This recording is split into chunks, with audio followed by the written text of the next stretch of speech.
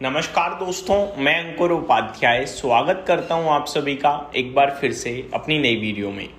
दोस्तों यहाँ पे आप सभी के साथ निफ्टी के दो स्टॉक्स के बारे में बात करने वाला हूं। एक का नाम है इटर्नल, एक का नाम है जियो फाइनेंशियल सर्विसेज। दोनों ही स्टॉक्स में आपने अच्छी खासी गिरावट देखी है, क्योंकि पूरे बाजार में ही गिरावट है, ऐसा नहीं है कि इन स्टॉक्स में गिरावट है। अब गिरावट के बाद इन्वेस्टर्स को लग रहा है कि इनकी कहानी खत्म हो गई, तो ये गलत है भाई। कहानी खत्म नहीं हुई है। देखो, मैं ना एक चीज बड़ी हेविली फॉलो करता हूं, आपके साथ भी शेयर करना चाहूंगा। आज वीकेंड है, अगर कोई भी स्टॉक गिर रहा है तो उसकी गिरावट में इनके सेक्टर का हाथ है या पूरे बाजार का हाथ है, तो वो गिरावट नहीं है। अगर सब कुछ सही है और वो शेयर गिर रहा है तो फिर दिक्कत है, ये याद रखिएगा।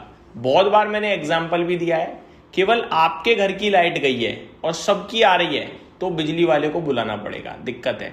लेकिन अगर आपकी लाइट गई है, अड़ोसी पड़ोसी मोहल्ले की लाइट गई है, तो बिजली वाला कुछ नहीं कर पाएगा। फिर तो जब सही होगा तो ऊपर से ही सही होगा। सेम चीज बाजार में भी होती है दोस्तों। पूरा मार्केट अगर गिरा है, स्टॉक्स गिरे हैं, तो फिर ये कैसे सोच सकते हो कि ये दो स्टॉक्स बच जाएंगे। अब कुछ रिकवर तेजी से कर गए, कहीं पे बड़ी तेजी बन गई, वो एक अलग केस होता है। अब मैं आप सभी के साथ बात करता हूं सबसे पहले इटर्नल की। बात अगर इटर्नल की जाए दोस्तों, तो कंपनी का शेयर है 240 रुपये पे। मेरा मानना ये है कि 240 का भाव खराब नहीं है। अगर आप ब्रोकरेजेस की माने तो मैं एक एक करके आपके साथ ब्रोकरेजेस को शेयर करना चाहूँगा। काफ़ी सारी ब्रोकरेजेस की रिपोर्ट है जो आपके साथ मैं शेयर करता हूँ। इसके ना नंबर्स भी आ चुके हैं अब अप्रैल में। रिजल्ट की बात करी जाए तो नंबर ठीक ठीक थे, ना बेकार कहूँगा ना ऐसा कि तोड़ फोड़ थे। बट जो पहले गाइडेंस कंपनी ने डबल की गई थी, वो भी थोड़ी सी कम करके 70% के करीब की ग्रोथ की गई है, बट फिर भी ठीक ही बोलूँगा मैं। अब मैं आपके साथ ब्रोकरेजेस की बात करूँ तो CLS से इटर्नल पे कन्विक्शन के साथ आउट परफॉर्म कह रहा है, और बात कर रहे हैं ये 505 रुपये की, तो बड़ी बात है भाई। जेफरीज बाय के लिए कह रहा है, 400 की बात कर रहे हैं। हालांकि पहले और ऊपर की बात करते थे, थोड़ा सा कट किया इन्होंने अपने व्यू को। गोल्डमैन सैक्स इटर्नल पे ये भी बाय है की कह रहे हैं और 340 की बात कर रहे हैं। मॉर्गन स्टैनली ओवरवेट है, 347 की बात कर रहे हैं। HSBC बाय के लिए कह रहे हैं, 300 रुपये की बात कर रहे हैं। मैक्वायरी 200 की बात कर रहे हैं, ये अंडर परफॉर्म की रेटिंग दे रहे हैं। तो मैक्वायरी है जो नेगेटिव है, बाकी कोई नेगेटिव नहीं है। इनक्रेड इटर्नल पे एड की रेटिंग के साथ 383 का व्यू है। डैम कैपिटल बाय की रेटिंग के साथ 330 का व्यू है। सिटी ग्रुप बाय की रेटिंग के साथ 360 का व्यू है, पहले 400 का था। तो ये बस थोड़ा सा ऊपर नीचे है, लेकिन 240 रुपये पे इटर्नल अच्छा है। देखो, मैंने 300-325 पे आपके साथ कभी इसको लॉन्ग नहीं बोला। मैंने सिर्फ ये बोला कि यार आप एक बात बताओ, 300-350 रुपये पे 3 लाख करोड़ के मार्केट कैप पे अगर इटर्नल ले लेते हो तो कितना पैसा बना लोगे? क्योंकि ऑलरेडी स्टॉक बहुत हाई वैल्यूएशंस पे, आप कितना बना लोगे? नहीं बनेगा भाई।